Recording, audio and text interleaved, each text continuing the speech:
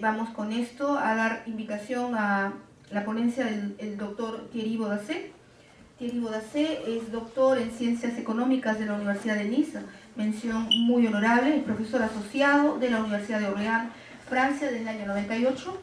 Asimismo es profesor visitante de la Universidad del Salvador, Buenos Aires, Argentina, profesor asociado de Orleans y profesor asistente de la Universidad de Niza.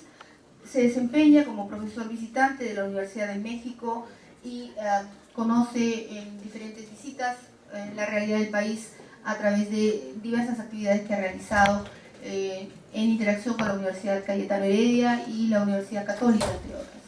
Damos la palabra al doctor Bodassé en su ponencia, que es dos condiciones para la gestión social de la innovación, los parques científicos y el capital de riesgo. Sí, invitamos a los ponentes, por favor, para poder bajar el... Sí, gracias.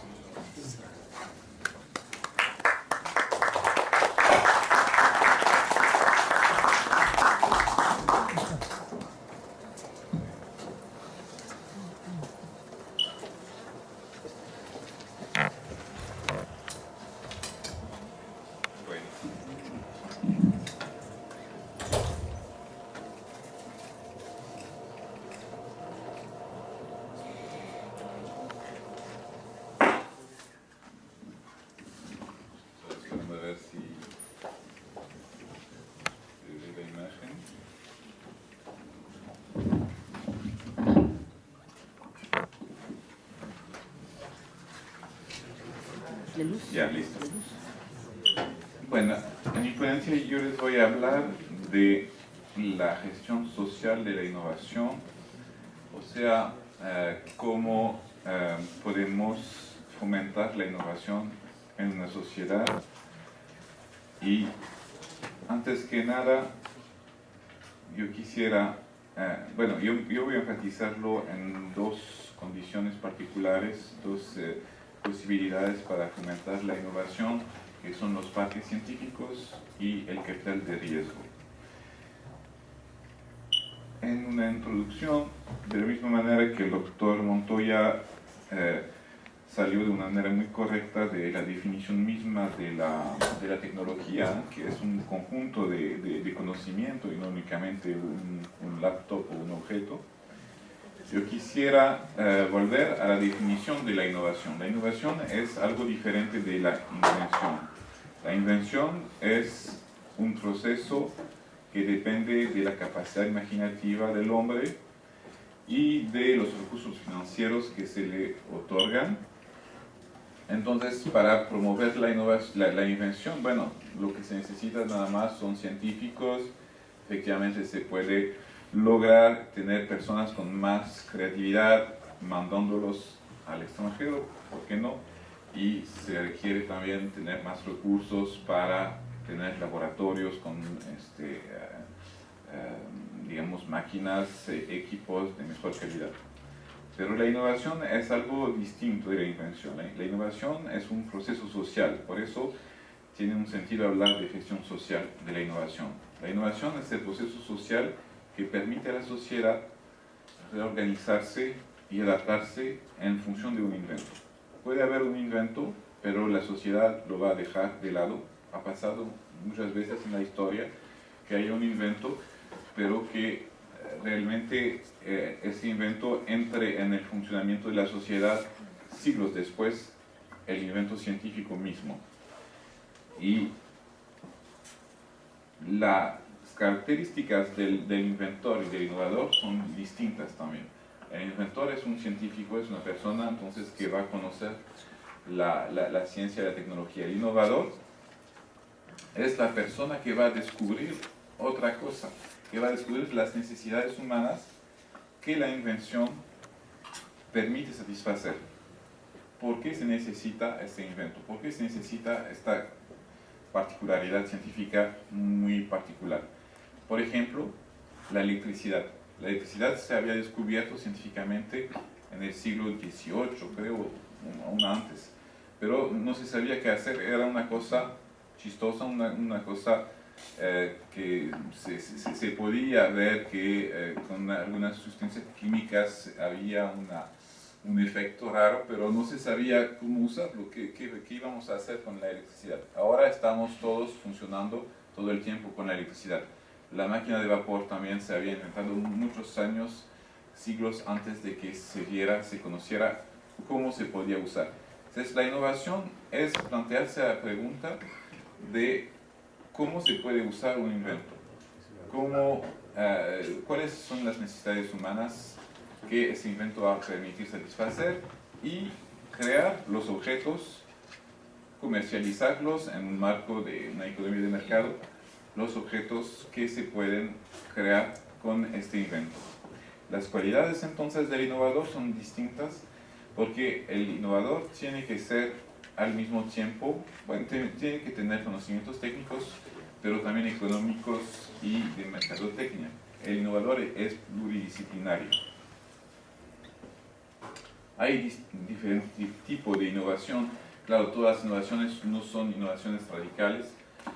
Hay innovaciones que se llaman de ruptura, como cuando se pasó del VHS al DVD, por ejemplo, de una manera general de todo lo que fue analógico a lo que fue numérico, o innovaciones incrementales, por ejemplo, las evoluciones que conocemos cada día en la tecnología de telefonía celular.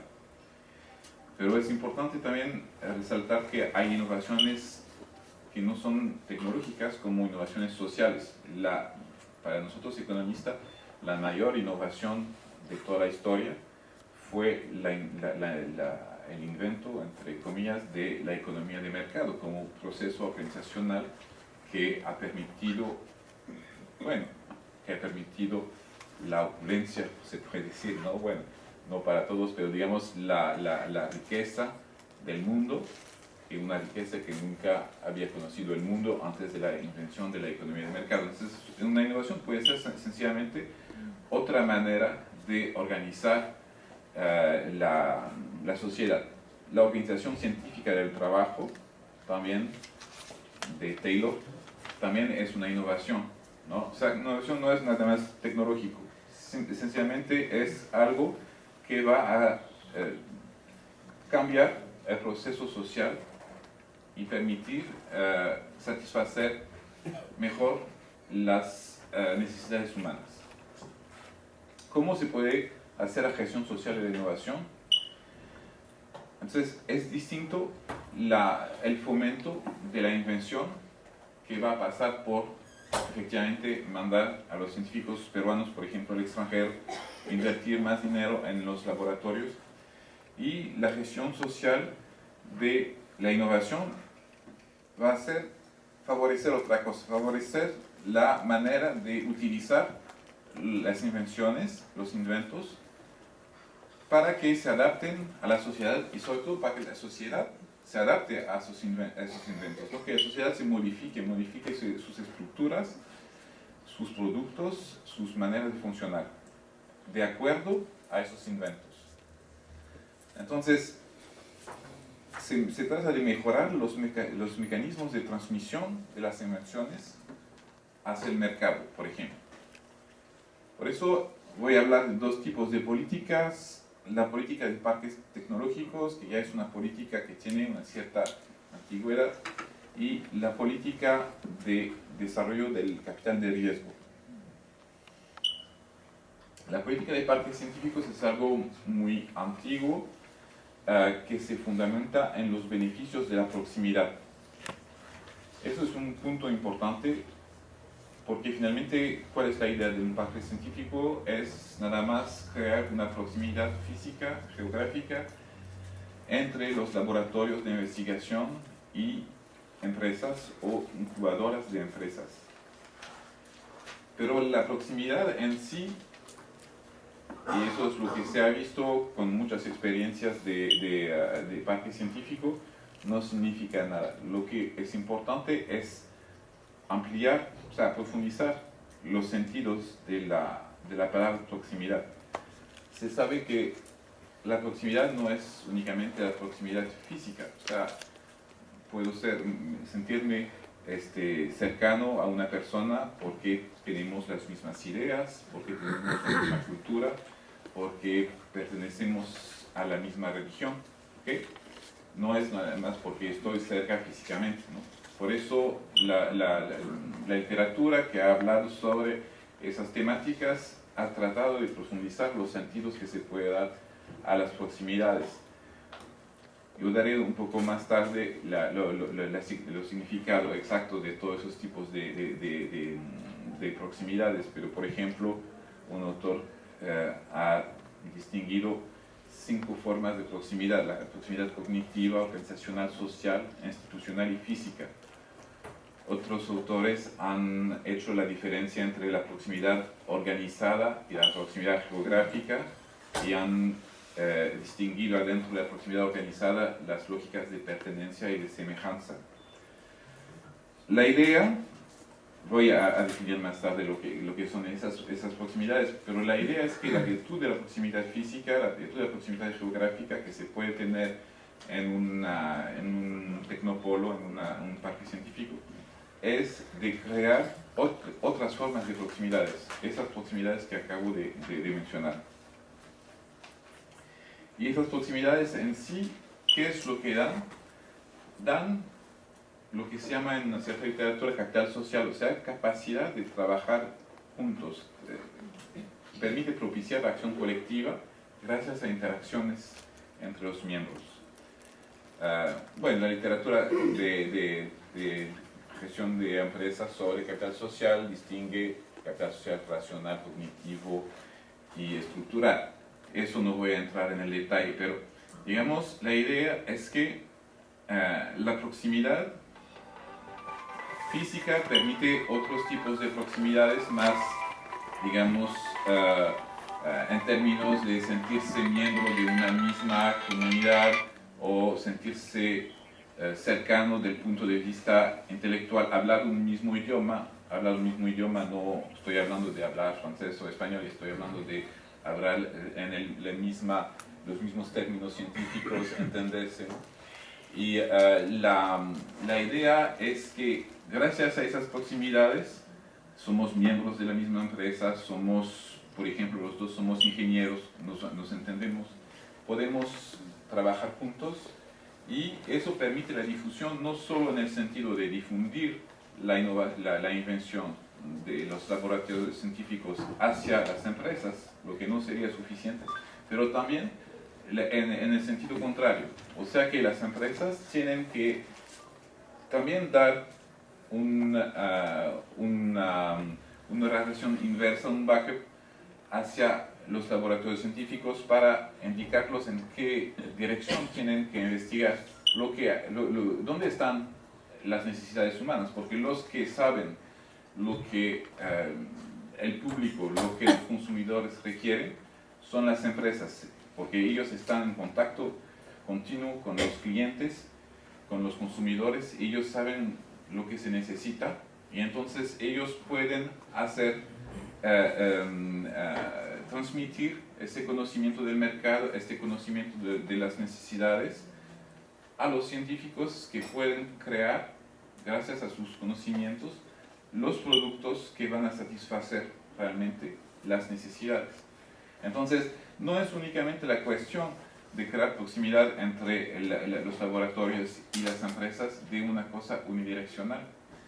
El científico que no necesitaría a nadie más que a sí mismo y que elaboraría inventos y después los difunde a las empresas. No, las empresas son expertos en conocer el mercado, conocer las necesidades humanas, conocer lo que se requiere y ellas pueden dar esa información a los científicos para que ellos cumplan con su deber, con su función social, que es satisfacer las necesidades humanas, porque no estamos creando tecnologías para el gusto, ¿no? Estamos creando para satisfacer necesidades. Entonces, aquí estoy sintetizando un poco varios tipos de proximidades. En la proximidad organizada la parte que se llama lógica de pertenencia, somos cercanos porque pertenecemos al mismo, a la misma empresa, al mismo grupo. Está la proximidad organizacional, que es compartir contactos, tener estructuras coherentes, y la proximidad social, que es tener relaciones de confianza. Es muy importante que los empresarios y los científicos tengan esos tipos de proximidad.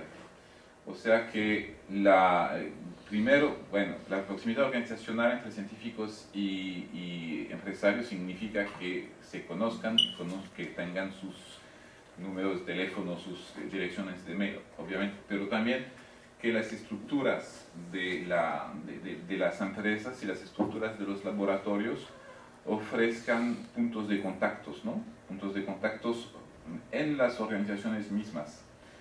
También la proximidad social es importante porque esa proximidad social permite establecer relaciones de confianza. Nosotros siempre vemos, en el caso francés, por ejemplo, el campus de Orléans, mi universidad, está organizado como un tecnopolo, como un parque científico, o sea que tenemos los laboratorios, tenemos incubadoras de empresas, y que no hay confianza, o sea que las empresas piensan que los laboratorios siempre están interesados en las empresas para sacar provecho, digamos, y de manera inversa los laboratorios piensan que las empresas les están usando para hacer sus investigaciones aplicadas a menor costo, ¿no?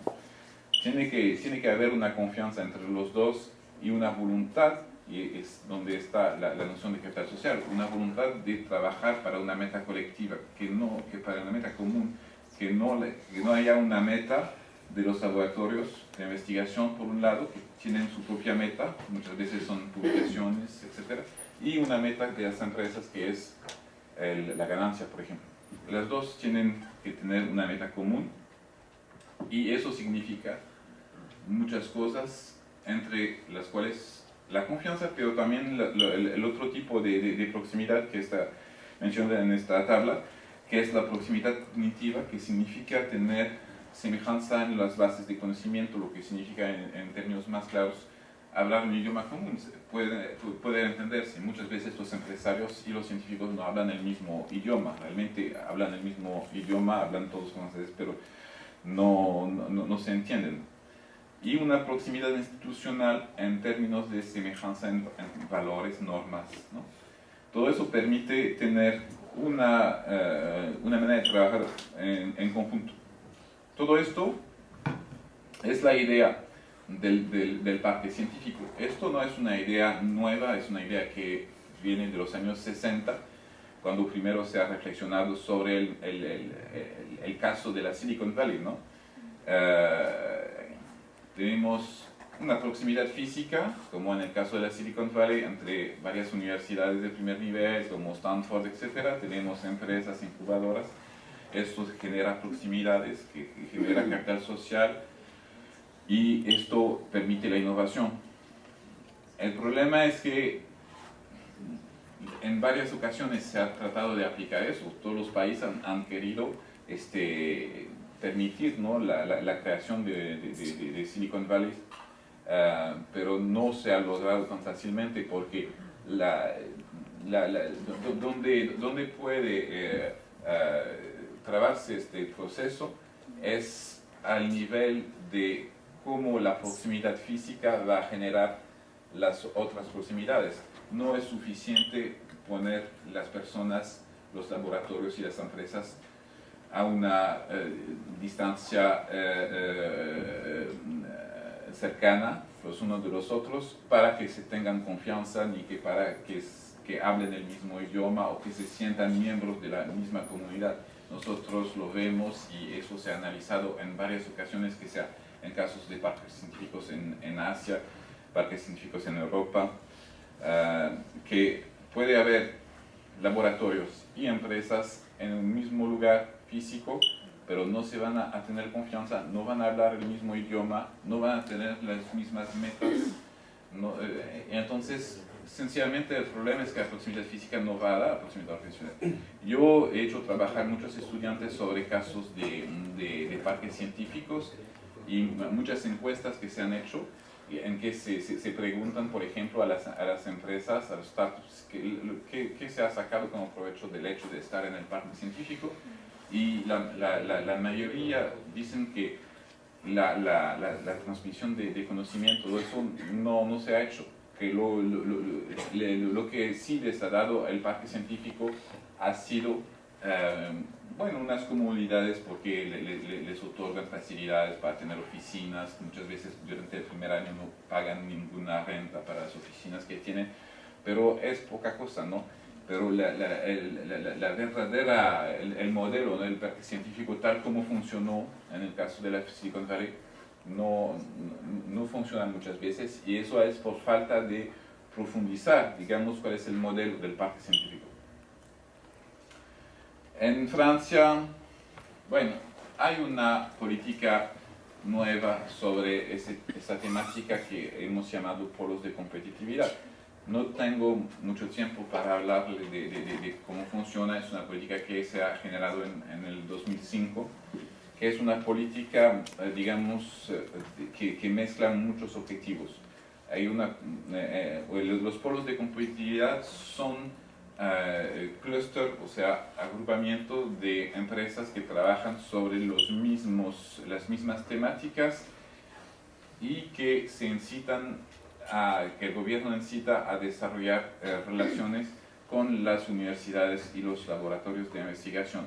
Entonces, es una política que mezcla una política de clustering de tipo distrito industrial, que es una cosa que se ha estudiado desde Alfred Marshall, luego en el caso de los distritos industriales italianos. Mezcla esto con también esta noción de parque científico, porque en la idea de los polos de competitividad está la idea de desarrollar las relaciones con las universidades. Y hay un componente no he sabido muy bien cómo traducir la noción de aménagement du territoire, que es ordenación del territorio, o sea que en cada parte del territorio tiene que tener una fuente de vida, una fuente de actividad, ¿no? Que no haya una parte del territorio que esté dejado de lado. Esta política de polos de competitividad no funciona tan bien porque es muy difícil de crear artificialmente eso, porque el Estado fomenta eso con incentivos financieros, dinero que se da a los polos de competitividad. Pero, por ejemplo, en el caso de Holanda tenemos un polo de competitividad que está relacionado con los cosméticos, pero hay muy poca cooperación, primero, de las empresas de cosméticas las unas con las otras. Se conocen, se juntan, pero no se tienen tanta confianza, no trabajan tanto los unos con los otros. La planta mayor, que es la de Dior, en el centro de Francia, Dior tiene una muy gran planta de producción de perfume, que es la primera del mundo, de Dior. No trabaja con las otras empresas de cosméticos porque dice que las otras son muy pequeñas y que no tienen interés en trabajar con ellos. Los otros trabajan poco los unos con los otros y con la universidad trabajan poco también.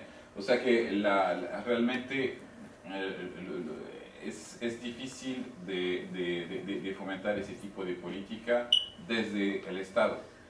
Sería una cuestión de trabajar más, se podría decir que casi es un trabajo sociológico, ¿no? Y también el problema es el componente de ordenación del territorio, porque la noción de agrupación es contradictoria con la idea que cada parte del territorio puede tener una especialidad, ¿no? Pero es importante también para nosotros que todas las partes de nuestro territorio tengan una fuente de actividad, una fuente de vida, empleos, y que no haya partes desérticas y otras que tengan todas las actividades, que podría ser París y las grandes ciudades de Francia. Esto es una primera manera de hacer la gestión social de la innovación, pero también se puede ver que no es suficiente. Aun si pudiéramos lograr todas esas posibilidades, no sería suficiente porque, aparte de tener las proximidades, tenemos una necesidad de financiamiento de la innovación, financiamientos de la innovación y no de la invención. El financiamiento de la invención puede venir del Estado, que va a dar dinero a las universidades para desarrollar sus laboratorios, comprar sus equipos, etc. Pero el financiamiento de la innovación es el financiamiento de los startups, de las empresas que van a tomar un invento y hacer el producto que va a satisfacer las necesidades humanas, ¿no? O eventualmente aún crear una necesidad humana nueva, ¿no? O sea, las empresas que van a hacer la difusión del invento en la sociedad y transformar la sociedad. La mayoría de las innovaciones implican riesgos importantes, sobre todo las innovaciones radicales, como ha sido la Internet, todas las tecnologías de Internet, y hay otras innovaciones más riesgosas, por ejemplo, todo lo que está relacionado con las biotecnologías, por ejemplo, los farmacéuticos, porque son tipos de innovaciones que implican inversiones de grandes cantidades de dinero y que muchas veces necesitan años para llevarse a cabo, y un proceso de autorización, de verificación muy importante antes de que se pudiera poner el medicamento en el mercado y entonces tener una ganancia. El riesgo es importante y tan importante que las estructuras tradicionales no son adaptadas para financiar a esas empresas. Se dice muchas veces en la literatura que en la etapa de startup se puede recurrir primero a las 3 F, Family, Friends and Fools, la familia, los amigos y los locos, ¿no? O sea, los amigos, la familia siempre van a dar dinero para un startup y puede haber siempre alguien que va a querer invertir a pesar del riesgo grandísimo que hay.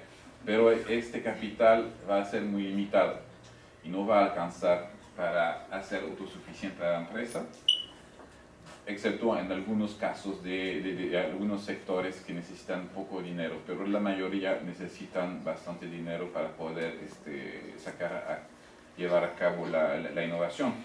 Los bancos no se atreven a prestar a ese tipo de empresa cuyos proyectos son de alto riesgo, no consideran ellos que es su función de financiar a pequeñas empresas con un proyecto muy innovador, como por ejemplo un nuevo tipo de programa para gestionar los smartphones, por ejemplo, como Android o iOS, porque es demasiado arriesgado en la medida que esto depende de la calidad técnica del programa, pero también de toda una parte de cómo se va a lograr a conquistar un mercado en que hay, digamos, actores tan potentes, ¿no? Como Apple, por ejemplo, y Google en el caso de, por ejemplo, Android.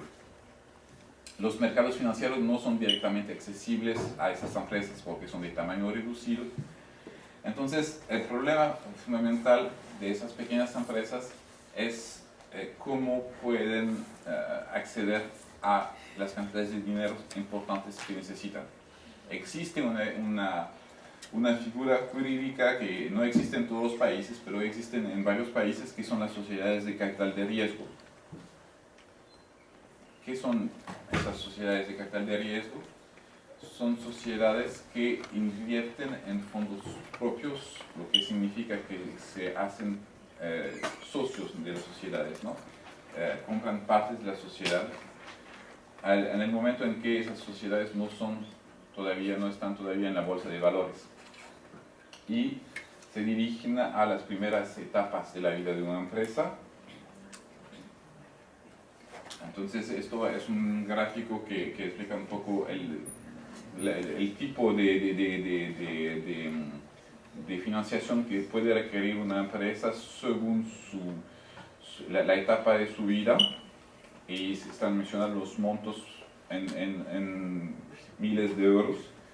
En la parte en que son incubadoras todavía se requiere entre 50 y 200.000 euros. Después hay una parte que puede satisfacer lo que llaman business angels, que se traducen muchas veces como inversión angelical, que son personas, empresarios que invierten su propio dinero para permitir el arranque de un startup, pero que lo hacen con su propio dinero, entonces no pueden tampoco invertir cantidades enormes. Esos son montos de entre 100 y 500 mil euros. En el momento del arranque de una sociedad se requiere fondos que van entre 300 y 3 millones de euros. El capital de riesgo toma una parte donde los montos, como ustedes pueden ver, son bastante importantes ya, que es la parte en que los montos deseados son entre 2 y 10 millones de euros. Esto es el momento muy importante, que es inmediatamente antes del despegue de la startup, el momento en que ya pasó, ¿no?, el periodo de nacimiento, de subsistencia, y ya están en el momento del éxito. Y en ese momento se necesitan cantidades importantes que los bancos no van a dar, porque para ellos todavía está demasiado arriesgado la inversión. Los capitales, los mercados financieros no son accesibles todavía, porque tampoco la sociedad no es bastante, o sea, la firma no es bastante desarrollada. ¿Cómo funciona el capital de riesgo? ¿Cómo podemos conseguir este dinero? Las sociedades de capital de riesgo son intermediarios financieros, o sea que la diferencia con la inversión angelical, con los business angels, es que las sociedades de capital de riesgos no invierten su propio dinero. Ellos toman el dinero de fondos de inversión, reciben dinero de fondos de inversión, instituciones financieras, y los invierten en fondos propios, o sea, se hacen partes de esas sociedades pequeñas, de esas startups, que van a seleccionar por la calidad de sus proyectos. Entonces, tienen una obligación hacia los fondos de inversión de retribuirles, ¿no?, después de darles un cierto porcentaje. Muchas veces los fondos de inversión piden 15%. La sociedad de capital de riesgo es parte de la sociedad, parte de la startup, participa en la gestión de la startup, da consejos, consejos en particular sobre el tipo de desarrollo que tiene que tener, sobre la mercadotecnia, sobre los clientes, los contactos. Hay todo un asesoramiento que se hace, ¿no? Si la startup tiene éxito, las acciones de empresas suben de valor, puede llegar a tener 5 o 10 veces el valor de la inversión inicial. Claro que no se va a lograr cada vez, ¿no? Se considera que una buena sociedad de capital de riesgo es la que logra 2 éxitos mayores en un portafolio de 10 empresas, o sea, 20% de éxito. Pero el éxito, cuando existe, es tan grande que es suficiente, ¿no?, para poder retribuir los fondos que prestaron a la sociedad de capital de riesgo. Efectivamente, para que el rendimiento sea suficiente para retribuir a la vez la sociedad de capital de riesgo y los fondos de inversión, por lo general la plusvalía, el valor agregado, se reparte un 80% para los fondos que dieron el dinero al principio, y el 20% para la sociedad de capital de riesgo, para que todo el mundo pueda vivir con esto, sabiendo que habrá 2 éxitos entre 10 proyectos, entre 10 startups. Tiene que ser un tipo de empresas en que el nivel de ganancia, cuando hay un éxito, son muy importantes. Por eso se van a hacer tecnologías de alto rendimiento como Internet, electrónica, informática, aeroespaciales, tecnologías militares, biotecnologías, todo lo que son tecnologías de lo viviente, como los genes, las células. Entonces es lo que yo decía, yo me había levantado sobre eso. Las ganancias de una sociedad de capital de riesgo provienen del valor agregado, la plusvalía al momento de revender las acciones, y esta plusvalía, este valor agregado, se va a compartir entre la sociedad de capital de riesgo, que va a guardar para ella 20-25%, y la sociedad, y los fondos que dieron el dinero al principio, que guardan 75-80%. ¿Cuál es la duración de todo ese proceso de compra-venta? Entre 4 y 6 años. Entre 4 y 6 años es la duración en que la sociedad de capital de riesgo va a acompañar el crecimiento de la startup. Es la duración entre la compra y la venta de las acciones, puede ser excepcionalmente hasta de 10 años. Es una relación durante esta duración que es muy estrecha. La startup participa en la gestión de la sociedad de capital de riesgo participa en la gestión de la startup y por eso se puede decir que es como un matrimonio con un divorcio planeado a plazo fijo, porque durante el momento en que los dos están juntos hay una relación muy estrecha, pero después la relación se disuelve.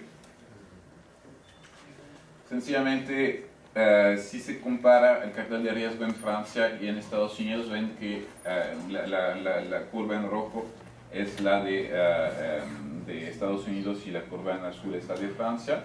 Se ve que representan la asignación de capital de riesgo como porcentaje del PBI.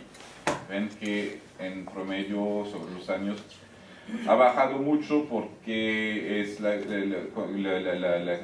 explosión de la burbuja de Internet, ¿no? A partir de los años 2000, entonces ha bajado mucho el capital de riesgo, pero de todos modos siempre la curva de Estados Unidos en porcentaje del PBI es más o menos 4 veces la cifra correspondiente a Francia, ¿no? O sea que ellos invierten en capital de riesgo 4 veces más que nosotros en porcentaje del PBI. El dinamismo del capital de riesgo depende de muchas cosas: el tamaño de los mercados financieros, el dinamismo de la investigación, los obstáculos a la creación de empresas y los estímulos fiscales, porque también hay estímulos fiscales importantes para la inversión en capital de riesgo. Bueno, terminaré por esto. Finalmente, estamos en un seminario que se llama Universidad, Empresa y Estado. Y ahora ven, es un poco el modelo de gestión social de la innovación. Tienen universidades, tienen agencias gubernamentales, que serían el Estado, y tienen empresas, ¿no? Pero no son los únicos actores. Si ven, están las universidades, las firmas, las agencias, pero también cuenta, por ejemplo, las sociedades de capital de riesgo, el resto del mundo, que permite eventualmente atraer a científicos extranjeros en las empresas, en las universidades. También los abogados, especialistas en patentes, porque obviamente la innovación depende también de la patentabilidad y de ese tipo de cosas. Especialistas en migraciones, porque en Estados Unidos, por ejemplo, es muy importante poder conseguir las visas para permitir a los científicos extranjeros llegar y trabajar. Gracias por su atención.